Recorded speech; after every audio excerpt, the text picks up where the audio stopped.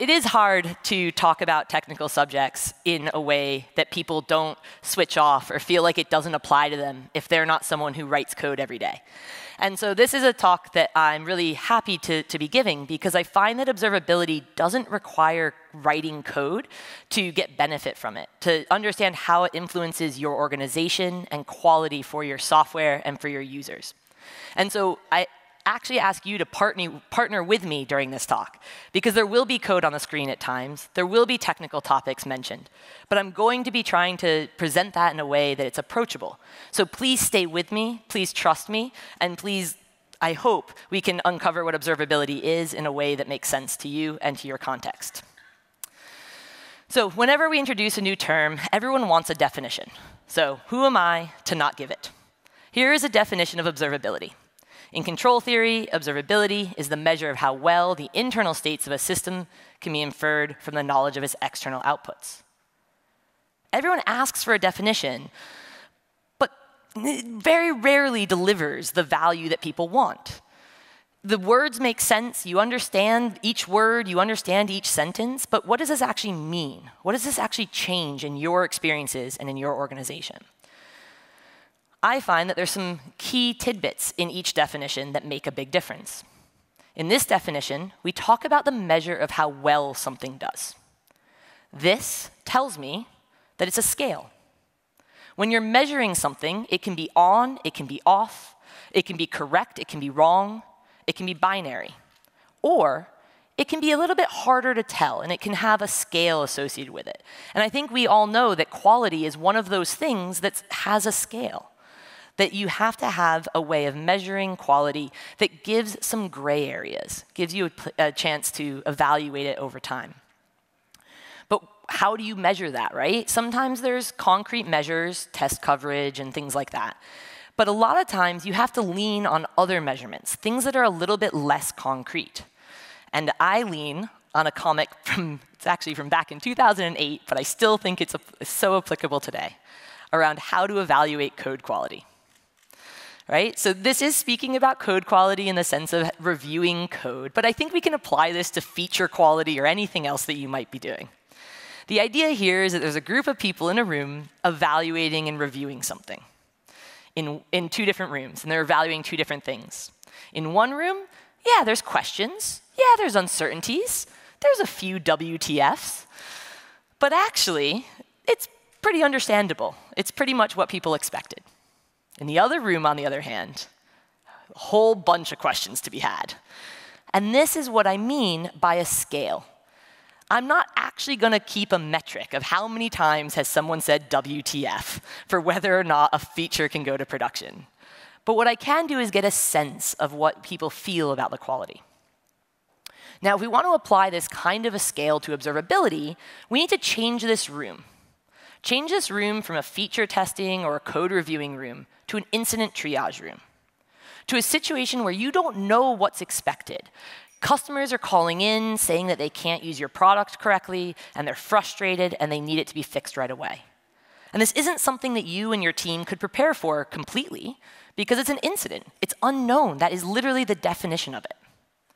So when you apply observability as a scale of quality to this kind of situation, you end up with good and bad observability based on your team's ability to debug and triage incidents and unexpected events.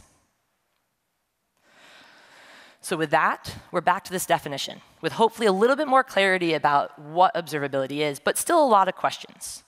And so I'm also going to take a quick second to talk about these external outputs. What are external outputs? That could be so vague. It could be so many different things. In observability, the external outputs are usually data that your application presents back in different visualizations. On this screen, you can see logs, you can see metrics, you can see traces, and you can see dashboards.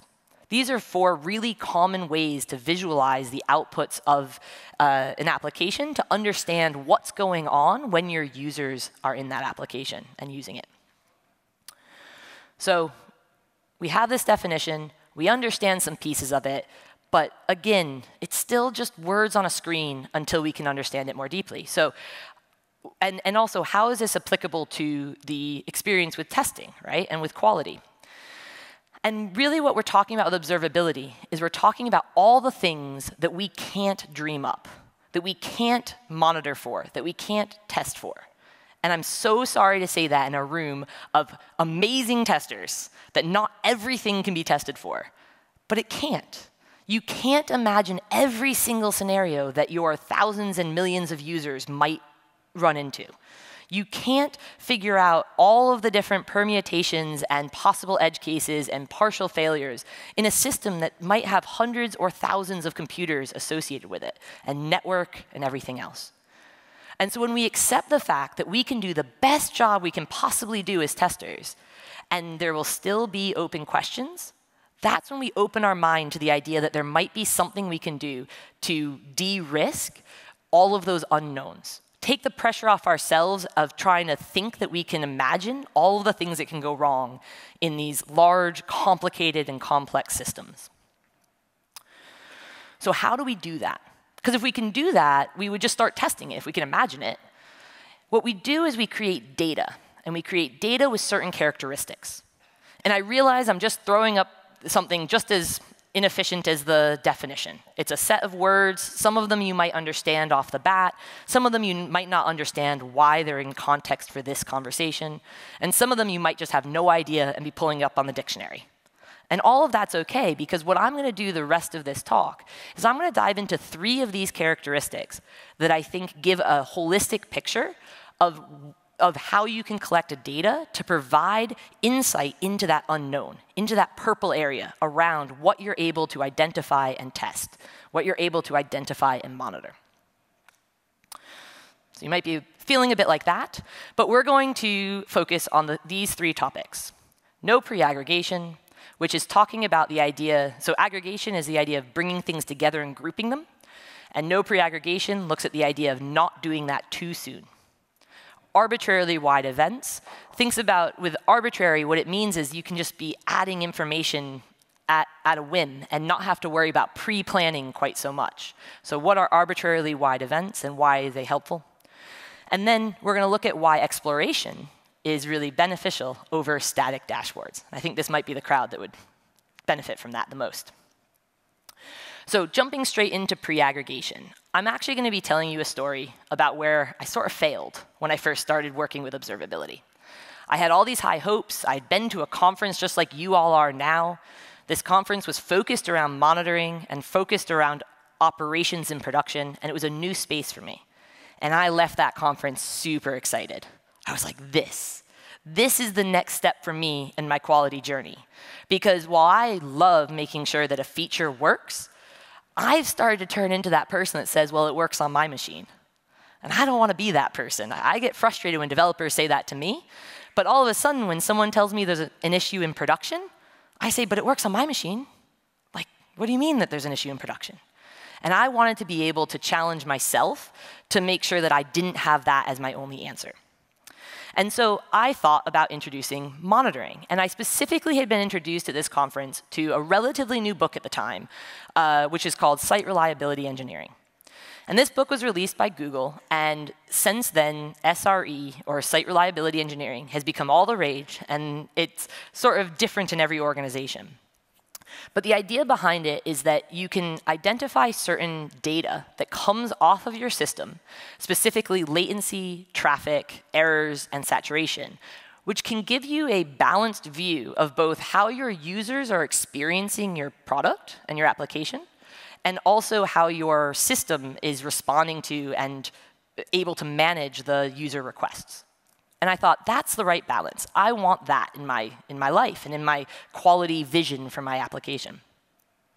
So I imagined I'd go home. I'd probably have some metrics already, but if not, I could make them, and this is what it would look like. It'd be sort of bumbling around, and all of a sudden there'd be a spike, and I'd be able to say, bad, send me an alert, I'll deal with that. And this was a little bit of a simplistic view, because I hadn't worked with metrics before, and that's OK, because it is actually accurate. This is how alerting and metrics work. There is a trend, and then you're able to tell when it does something that's unexpected. But the reality is a little bit more messy. right? You're going to have lots of these lines. They're going to be dependent on different services, different computers and servers. And it's drawing a single line that cuts through all of these is really hard to do. So where this red line is here that says anything in this is unacceptable, it turned out that wasn't as cut and dry. That wasn't a binary option for us, because it turned out that the application that we ran had some user experience trends. The application that we ran was used more frequently during the business day. This meant that we would have increases in load on our system at 9, 10 o'clock in the morning, and we'd start to see that decline at 5, 6 p.m. It never went to 0, but that would be sort of our trend. We also would have some of those weekend warriors working on the weekends, but in general, those rises at 9 and 10 o'clock in the morning were a lot lower on Saturday and Sunday than they were during the week. So when you draw this line, do you draw it for 9 a.m., noon, 8 p.m.? Do you draw it for Monday or do you draw it for Sunday? That was a challenge that we ran into, because what we wanted was to be able to understand when our system wasn't performing correctly, but what did correct mean? It wasn't static for us. And so what we ended up doing is we created this idea of creating a trend. So these gray lines that you see on the screen are indications of metrics over time, week on week. So we collect these metrics every week, and we track Monday to Sunday, midnight to midnight. What does it look like? And we start to see that over 4 weeks, yeah, you can sort of kind of see an average, and that is not a crazy number to see. Then we give a little bit of padding, because we can accept some amount of stress on the system. So we give ourselves a couple standard deviations, and that's where we draw our line. So it's no longer a static line. It's responsive to our environment, to our context. Awesome. We've taken a step forward. We've learned about how observability in our context and our environment would give us benefit. So our plan. Let's standardize this idea. Let's create metrics through all of our services, through all of our servers, so that we can be able to evaluate this over time in the same way for everyone. In order to do this, we had to make a few decisions up front. We had to decide on 2 items, buckets and windows. And this was not a cleaning exercise. I'll explain what this means. Buckets indicate how we collect the data to be able to store it in the metrics database. The way that a metrics database works is you collect numbers on a consistent cadence. So you collect a number it's usually every kind of 15 seconds, and that is what gets stored. And so it's a very cheap way to store data. But to do that, we have to know what we're collecting about. And the buckets that you can use for things like latency, so how long it takes a user request to be served back, is basically what are the less than or equal to number associated with that. So LE stands for less than or equal to, and each of the numbers is a duration that we want to capture, a point in time. And we had to decide what were the key points in time for us. What was a really reasonable amount of time for a request to take versus what was something that was starting to get to be unreasonable, and what was sort of the scale of the request times so that we could capture a fairly even spread across these buckets. And here's an example where we have different times. And you can see that the one all the way to that side is plus infinity. And that essentially ends up being a counter. How many total requests are there? Because every request will happen within a certain amount of time. But how does this really work? What you get is that when each request comes into your website, you look at how long that takes to be responded to, and you add it to the buckets where when you do a comparison of less than or equal to, it comes back as true.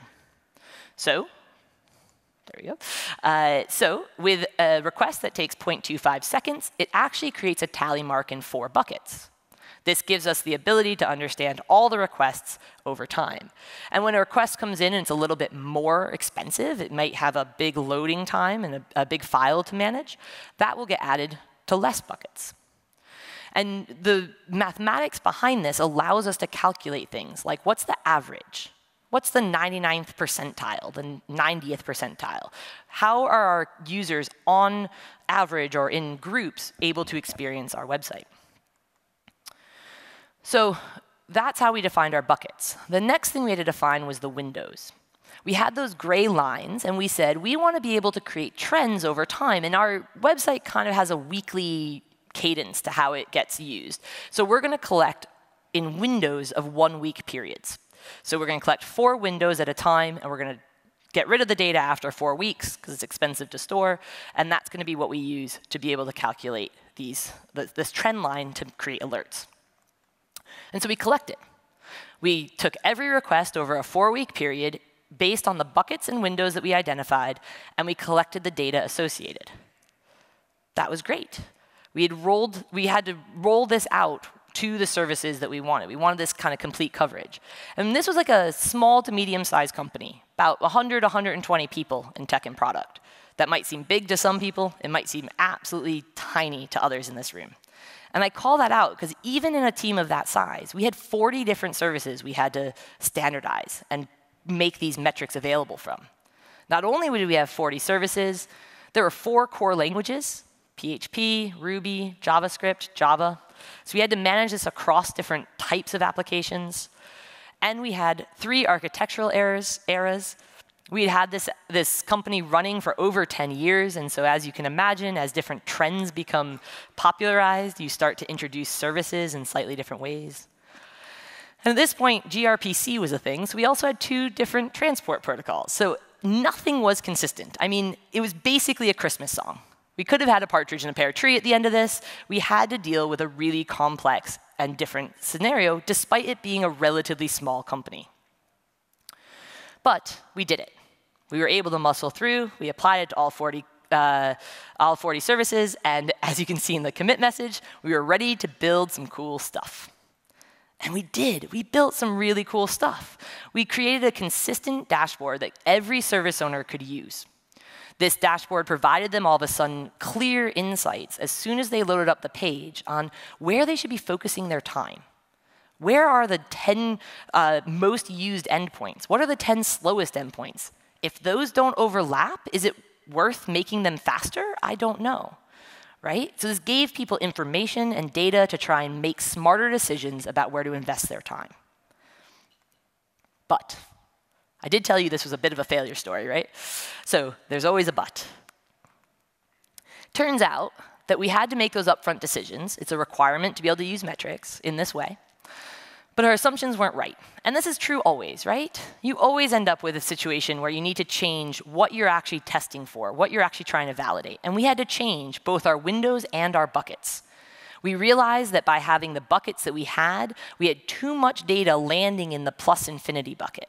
And so we couldn't actually tell what was happening. We didn't have enough different buckets to collect to. We also had to change our windows.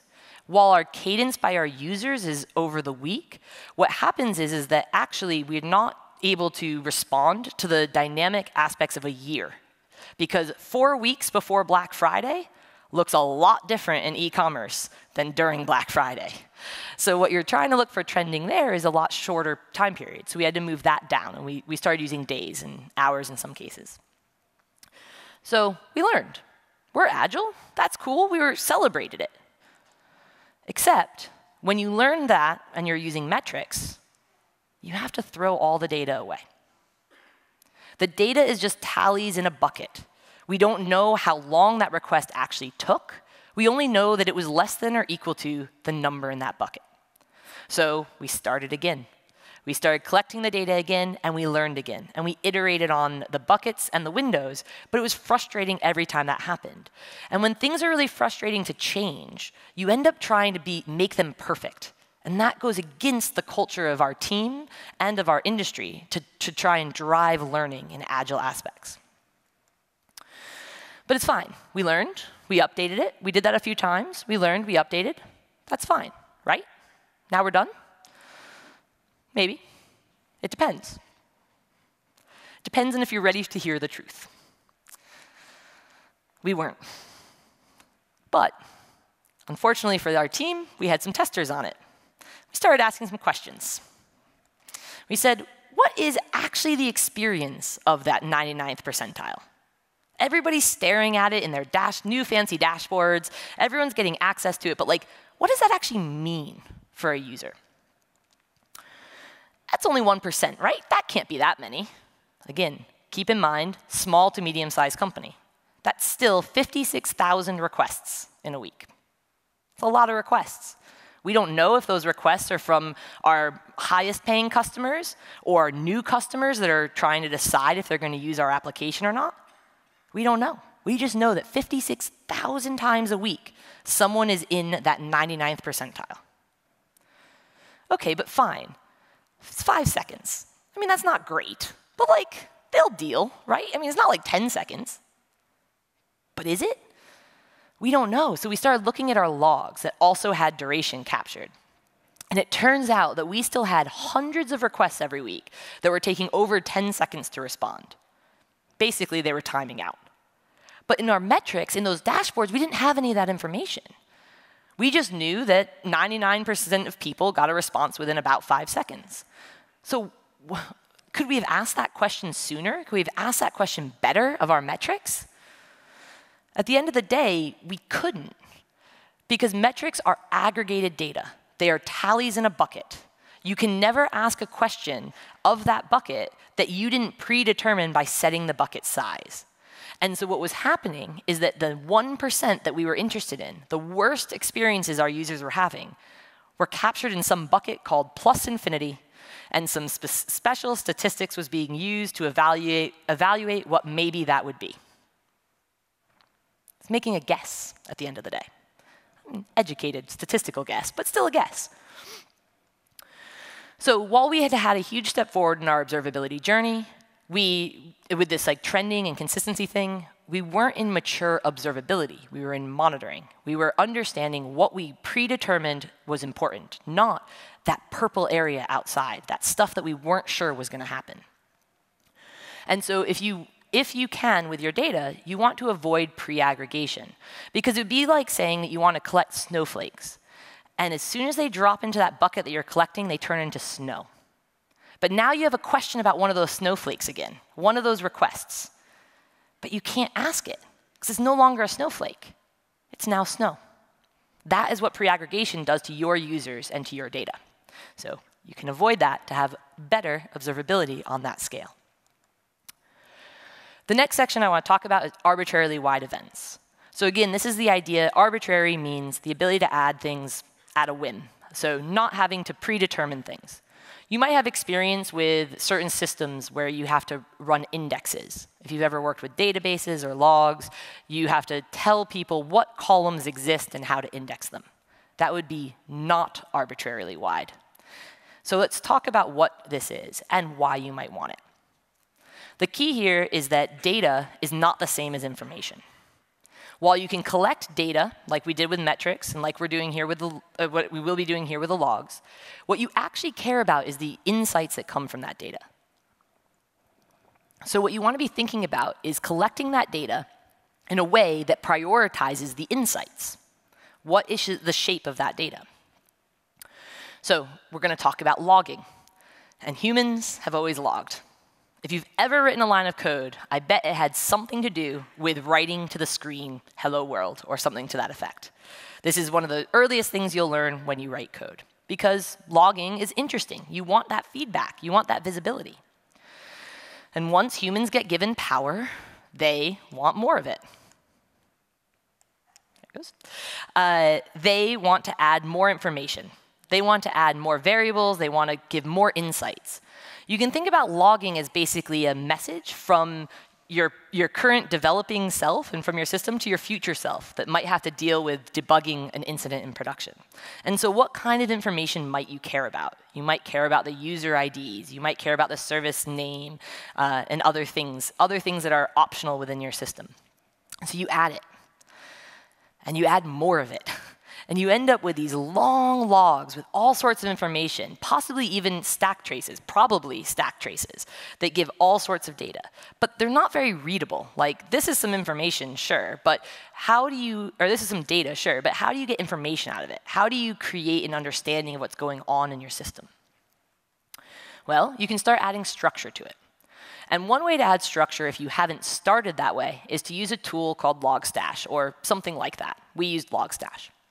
And what that does is it gives you basically regex parsing of these log lines into key value pairs. So into a structure that allows you to query across all of the logs in the same way and to understand a little bit more in detail. So here you can see that there's a URL that's been broken down from the core path, the host, the path, and down into the query string. And so you can understand a lot more in detail than having to parse each log line individually. You kind of do that work up front, and it makes creating information out of your data a lot more simple. But humans are humans. And once given a power, they want more of it. So all of a sudden, we start adding more structure. We start wanting to be able to parse things. But what you can see here is that it's not static. It's actually quite a similar story to that metric story I told. While I wanted to be able to say that we want to parse everything by slash, the way logstash worked, we ended up with all of this kind of dud data, where you can see in the table there that it says URI array brackets 2, AKA there was no data to parse there, and so it's just putting in a placeholder. And it's just a bit noisy, but you have to explain it to everybody that comes in the team, because it's a bit confusing as to what that means. And this is not maybe the best way of doing things. But we had learned that we wanted that structure, and we wanted that ability to query things for information a bit more simply. So to talk about what we could do different, we have to actually understand what logging even is. It's probably something that we've all used if you've been involved in even exploratory testing, let alone if you've been involved in writing code. And if you don't use it, your team uses it, and probably uses it to answer your questions about the system when you're testing it. So let's talk about that. This is where I'm going to put code on the screen. Please don't get scared if you're not a coder. What I'm going to be doing is showing how logging might occur in an application that manipulates images. So if I were to click this submit button right now, I'd take this image and I'd want to flip it horizontally. What does that look like in code? Well, it looks like this. It looks like a method that takes in some parameters, specifically the image that it wants to flip, and whether or not it should be flipped horizontally or vertically. Okay? Hopefully that is approachable. Now, what happens when we actually start exercising this method? Well, we can send messages to our future selves. We can log. And when we do that, we immediately get that information out of the system. That goes down onto the disk, and we can view it. And we continue on our way. We flip that image, we make sure it's not null, and we are able to, again, log that this was successful. This is information that immediately comes out to us and tells us information about the image ID that was flipped.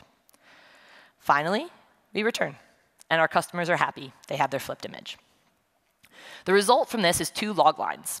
These 2 log lines are similar to what I was showing earlier. They include business-related details like IDs and success or failure of a user request. And they're very powerful and helpful when trying to understand what's going on inside an application. OK, but I'm showing this because I think there's another way. What else is there? Let's look at how an event would be written. An event for the exact same method, done in a slightly wordy way to be able to make sure it's approachable and readable. We have this flip image method. It takes in the same parameters.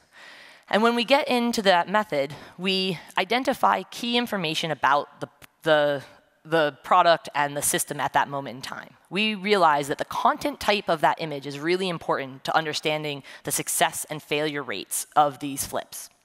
So we want to capture that information, and we add that as a field in that key value format.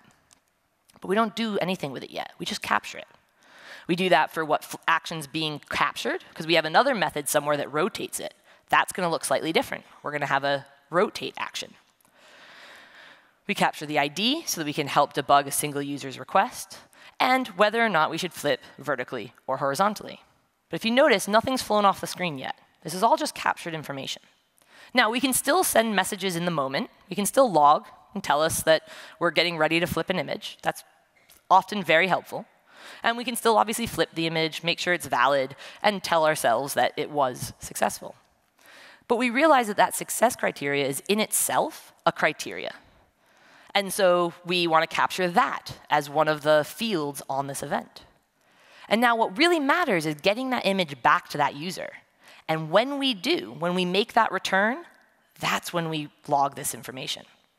We capture the entire experience of trying to flip an image into a single component, and it captures all that data in key and value pairs. So what we end up with here is logs, if that's helpful, but also a single event which captures what's going on in your system at that time.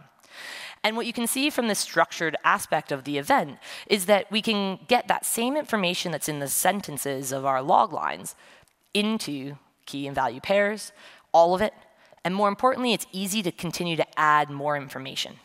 We can continue to add whether or not it was flipped horizontally or vertically, which maybe we forgot in our initial log. And now I'm going to be sitting there parsing how to make the sentence make sense with that information. No, I just want to add a field. That is what allows us that arbitrarily wide aspect. And you need also the tools behind it to capture and visualize them. But first, you need the data collection. And this is how you would do that. So with better data structures, you can support more democratized debugging.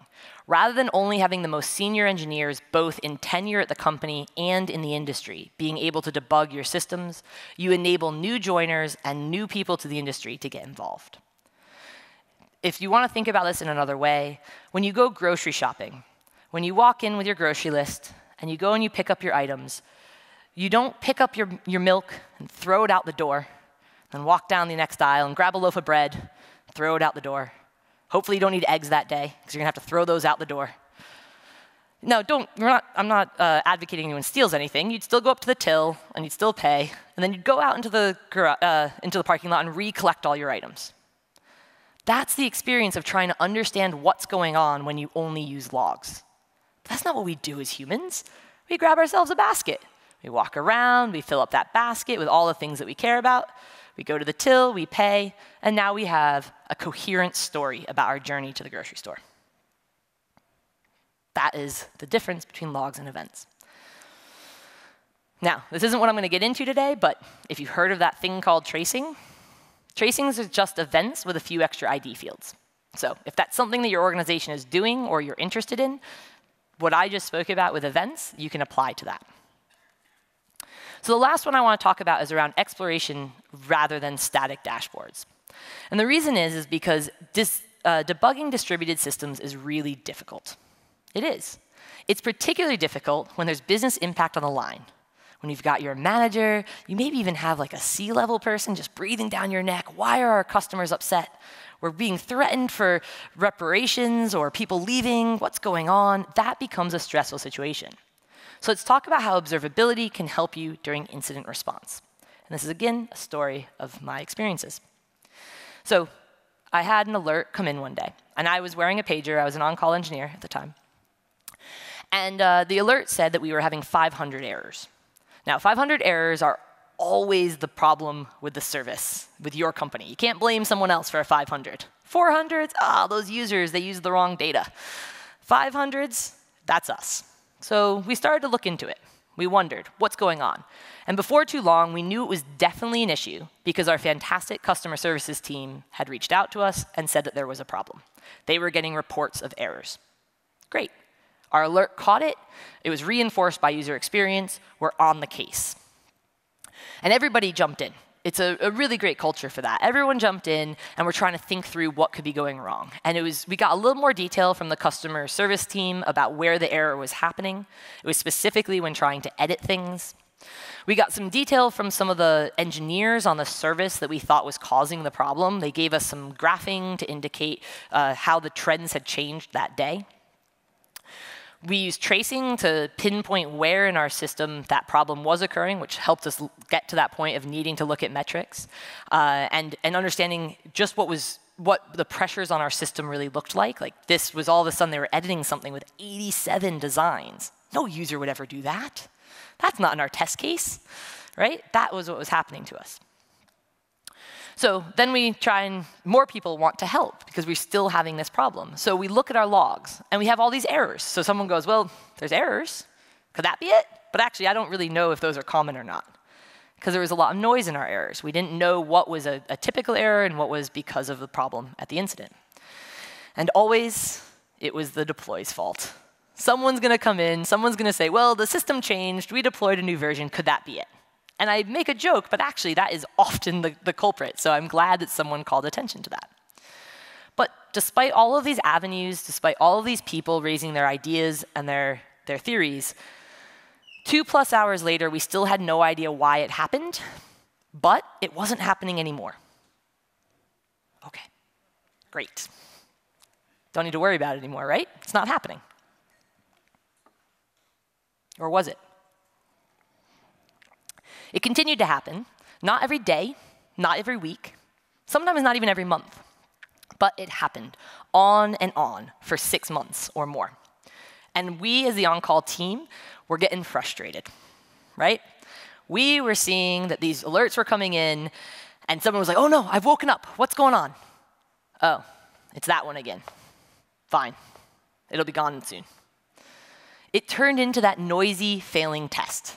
It turned into that thing that someone goes, well, we can still release if that test is failing, because that one's just a bit flaky. Right? We didn't know what was wrong. We couldn't find anything, and so we just kept moving. But while we as the on-call team couldn't do anything, that doesn't mean that the people who were in the software teams ignored it. They were fantastic, and they worked hard. They created these amazing dashboards, so many of them. I captured it when there were 7. I think they had more. And these dashboards were polished. They were fantastic. They really had this insights that were being driven by the data that we had been collecting. They were really able to create that information. They were placing together hypotheses. Could this be because of an increased number of requests? So we're going to graph request count and latency, or how long the response takes, and see if that matters. No, doesn't seem to be the thing. Okay. Well, what about if we start thinking about this from the perspective of different types of images people can upload to our system? What if we look at whether or not they're original or enhanced? Well, now we're starting to get somewhere. Turns out that enhanced images take a lot longer. I guess that's sort of in the name, though, so we sort of expected that to a certain extent. But we also have these weird spikes around enhanced and resized. All of this investigation, all of these dashboards were amazing insights for us. And it helped us figure out ways to decrease the impact on our users. That first incident where no one knew what was going on, it took about 3 hours for it to close. However many incidents later, however many months later, it took about 40 minutes for impact to stop being felt. And I don't want to dismiss that, because that's an amazing benefit, right? We're slowing down or stopping the impact a lot quicker. But it's still not fixing it. It's still happening. I'm still getting woken up in the middle of the night, and our users are still frustrated. But we got there. Humans were able to create enough hypotheses and challenge their ideas enough that they were able to solve it. And so all these really polished dashboards, what ended up happening to them? Well, they went to the farm. And they went with all their friends. Remember, this is a fairly small organization, 120 people in tech and product. And I think we had 441 different visualizations, 85 different dashboards, and the vast majority of them hadn't been edited or viewed in months. We spent all our time polishing those dashboards rather than quickly iterating on hypotheses in a more dynamic way. You can think about this like the idea of creating a Polaroid picture to try and capture a moment in time and investigate something, or have a video recording. Do you want to have that static view, or do you want to be able to repoint that video in a new direction when you have a new idea and a new question and a new hypothesis? It's not that dashboards are bad, it's that you want to prioritize tools that enable exploration. So, we talked only about 3 of these characteristics, but I think they capture the overarching ideas. The first one, in no pre-aggregation, focuses on the fact that you want to be able to ask new questions, which requires you to have original raw data. The second one, which was arbitrarily wide events, focuses on that idea of making your data easy to query, easy to turn from data to information. And the final one, which was around the idea of not dashboarding, but instead exploring, is that this is still a human industry, and you want to empower that creativity, and you want the tools and the data that does that. So hopefully, what you're seeing is that observability drives outcomes. Yes, there are characteristics. Yes, there are technical aspects. But it's about what you as a team and you as an organization can have as outcomes. So how can you get started? Well, you can think about your context. You can think about the outcomes that your organization needs. Maybe your metric system is groaning and creaking under the attempt to try and add more data and more buckets, but it can't really manage. And so actually you can remove some of that information from metrics and move it into logs or events. Maybe you want more data into those logs and events because you want to be able to ask more questions. You want more context in there. Maybe you already have a whole bunch of logs like we did, but you find that shifting to events and tracing will give you more visibility and more ability to query that data. Or maybe you want to find a tool that uses the already existing data to make it more explorable. For my company right now, I'm at a small startup. It's seed level. There's 7 of us. It's very exciting. So there's never enough time, never enough money. But you don't have to be in a 7-person seed level startup to not have enough time and not have enough money, right? This is something that we always see, we always feel. So what we had to think about in our team context is what outcomes we wanted. At our stage, we still don't know if people want our product, let alone if it's built correctly. So we want to iterate quickly on features. We want to debug user issues, and we want to understand patterns, but we don't want to put at risk our user data. To do that, we've made sure that we provide really rich contextual information in our logs. We add those key value pairs so that we can understand the data. So we use a logger that gives us that structure. We also make sure that logger is available everywhere that we need it. This is like introducing a new test suite so that people are able to try testing their new feature in a new way. Because it's hard to add the suite, but it's not so hard to add the test. That's what we do with logging.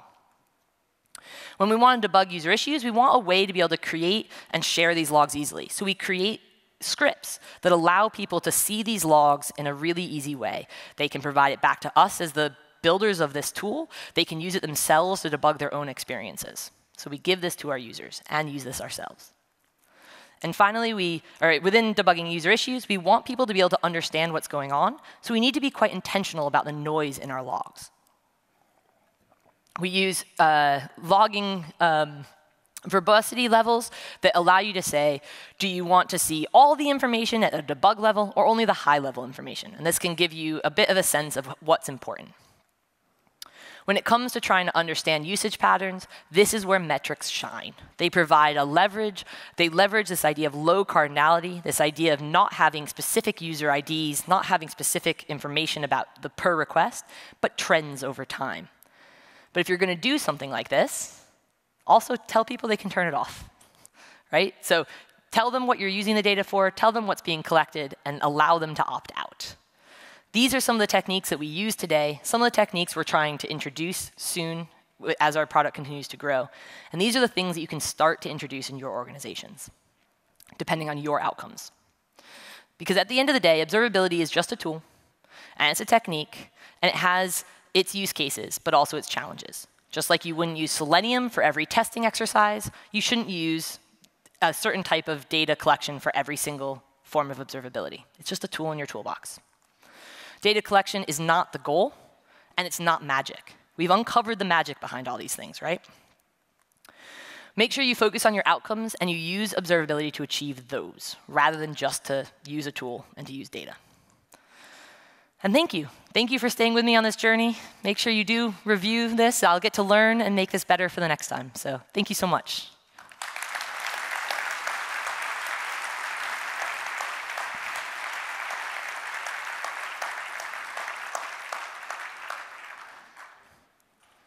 Have we got any questions? We've got a little bit of time.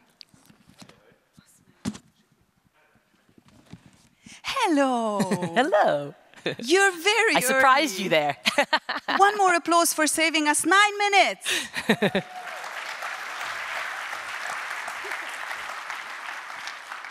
So from now on, I have 0 impact on when the questions will come. But if there are 0 questions, why? What's happening? There are questions. Oh, okay. Okay. The tidal wave is coming, it seems. Yeah, I need the questions. Okay. So Attila, név nélkül. Attila, what's happening? Attila is supposed to be putting the questions up on the screen. If you can see the best question, I mean the most liked question, could you please help us with it because we have nothing here. I can hear the front row, so. Oh, okay, I'll take the phone. Excellent, thanks. Okay, cool. Thank you, thank you. If you throw away metric every 4 weeks, how do you create your round trends for events like Black Friday shopping peaks? Sorry, can I read that? Okay. Thank you. The first one. Yes, so if you throw away that data, if you throw away data every 4 weeks, how do you actually create that trending over time, over years, right? To understand what Black Friday looks like last year and 4 years ago and what you should expect this year. It's a great question. So you don't need to throw away that data in general in the sense of from your systems to be able to query it. We threw away data, we continue to keep those 4 weeks worth of data that was aggregated over time and over years. We use that for a few things. First of all, trending over years for Black Friday, as was mentioned in the question, but also for things like compliance. Sometimes you have to be able to prove what's happening over time. So that's going to be contextual to your company. Specifically where I mentioned throwing away, we still didn't throw the data away, but it was as good as being thrown away in the sense that we didn't continue the trending on that week over week basis because we switched it from week over week to day over day.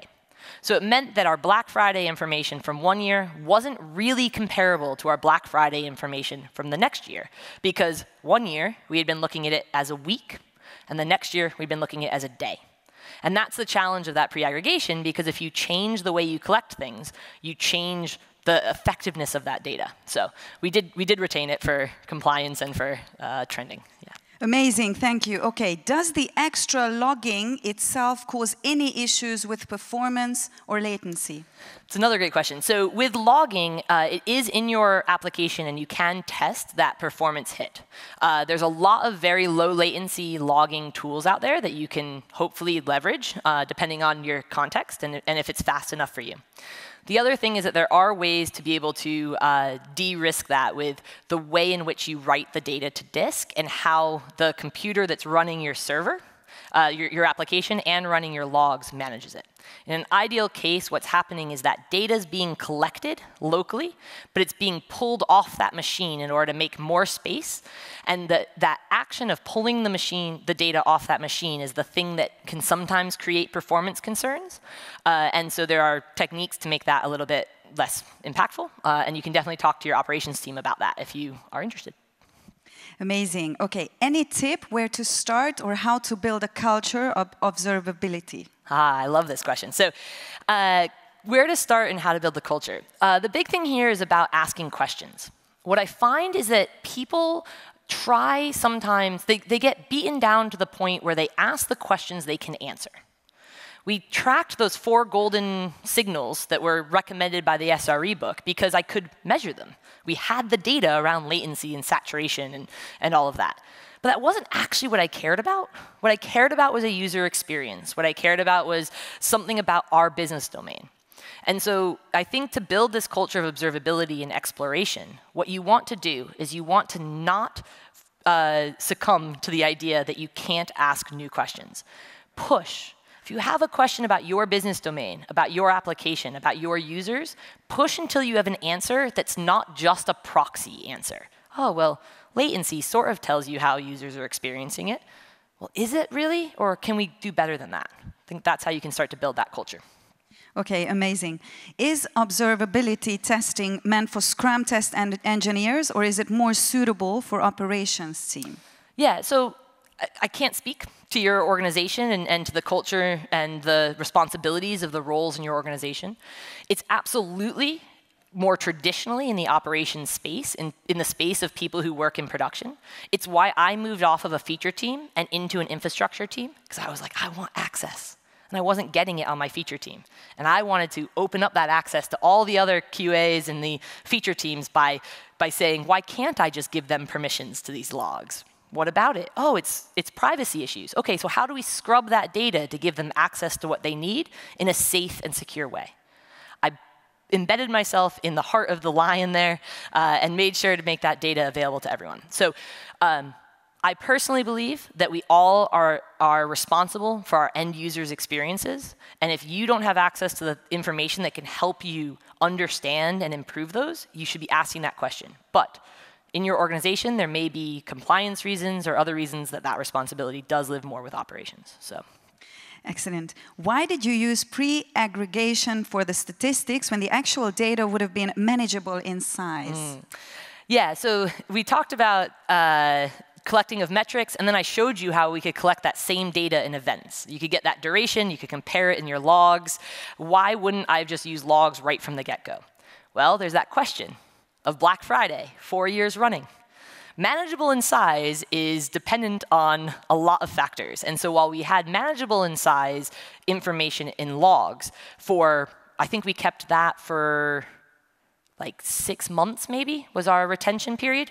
Different retention periods in different ways, depending on your compliance requirements. But we had about 6 months of that information. But we could keep years of that very cheap, completely private metric data.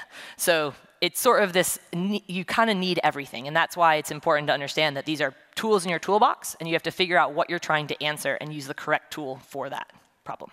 Perfect. What was your favorite case where you shed light to some obscure issue via observability? Yeah, that's a great one. So we won over a user, one of our engineers, early days of introducing tracing and introducing kind of tracing as a first-class concern in our organization. We won them over because they kept having incidents and they couldn't track them down. And I was like, tracing, events, you might be able to find it.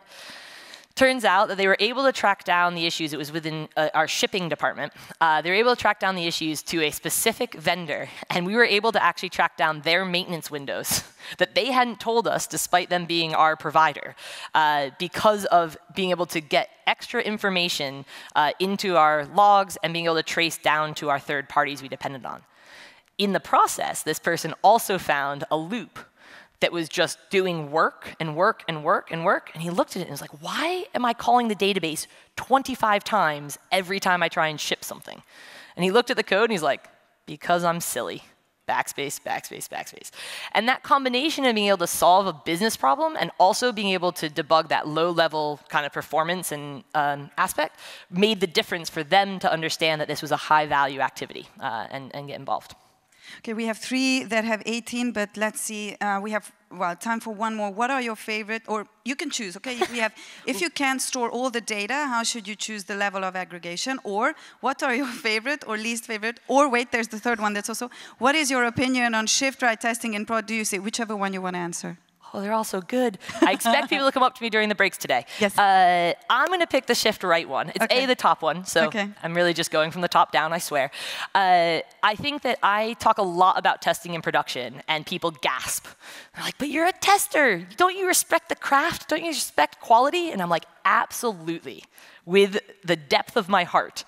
But I accept the fact that I can't imitate a multiple thousands set of servers with networking around the globe in my test environments. I have to accept that there are going to be things that happen in production that I just can't figure out before production. So I still do automated testing. I still do code linting and coding standards. I still do exploratory testing and performance testing and security scanning and all the different types of testing that the amazing speakers at this event are sharing with everyone today. But I also believe in the benefit and the value of taking things that are impossible or really, really expensive to test before production and build feedback loops so that at least if it gets to production, I'm aware of it. So that saying, everyone's testing in production, just some people are looking at the results. And I think you should also look at the results. You're amazing, Abby. Thank you so very much. Can I have like a really big applause?